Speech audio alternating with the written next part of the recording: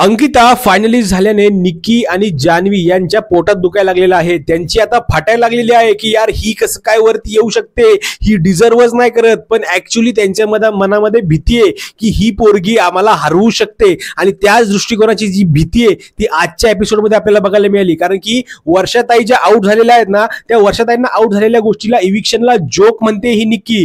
तुम्ही कसं काय घराच्या बाहेर जाऊ शकता, अनफेअर डिसिजन आहे हे, अशा प्रकारच्या गोष्टी करायचा प्रयत्न ती इकडे करते ती। पण हे ऍक्च्युअली तिचं फक्त चाललंय हे फक्त आणि फक्त वोट्स घेण्यासाठी की मी बघा कसं काय या वर्षाताईंसोबत किती छान बोलते, मी शॉक झाले त्यांना बाहेर काढलं त्याच्यामुळे। अरे तसं काही होणार नाहीये, पाया वगैरे पडतेस कोणाच्या, ही अख्ख्या सीझन मध्ये हिला मी कोणाच्या पाया पडताना नाही बघितलेलं आहे।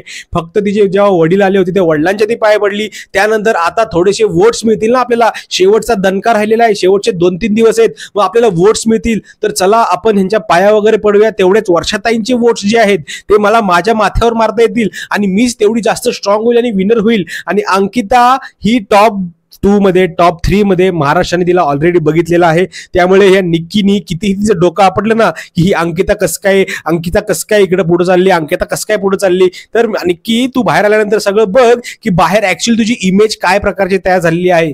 तुझं टास्क खेळणं एकदम उत्तम आहे सगळं तुझे, पण तुझं जे थोबाड आहे, जे बोलणं आहे तुझं ते अतिशय घाणेरडं आहे आणि तेच कोणाला आवडलेलं नाहीये आणि त्याचाच परिणाम तुझ्या वोट्सवर होतोय। तुला कोणीही वोट करत नाहीये, तुझे जे कोण बाहेरचे लोक आहेत ना महाराष्ट्राच्या बाहेरचे तेच जास्त तुला वोट करतायत। महाराष्ट्रातली 1% जनता तुला वोट करत असेल तर सोडून दे ती गोष्ट। निक्कीचा हा बोगस खेळ समोर आलेला आहे, कशा पद्धतीने सगळ्यांना मॅनिप्युलेट करायचं, कशा पद्धतीने त्यांना हे दाखवायचं, सगळ्या गोष्टी दाखवायचा प्रयत्न करायचा की नाही नाही बघा मी किती सुंदर आहे, म्हणजे मी स्ट्रॉंग आहे। तिकडे फक्त वर्षाताईच एकदम भारी होत्या, अंकिता एकदम फालतू होती, अशा प्रकारचं जे काही सेट करायचा प्रयत्न या निक्कीने केला होता ना तो फेल झालेला आहे आणि त्यांच्या तोंडावर आता भीती दिसायला लागलेली आहे कुठं ना कुठं।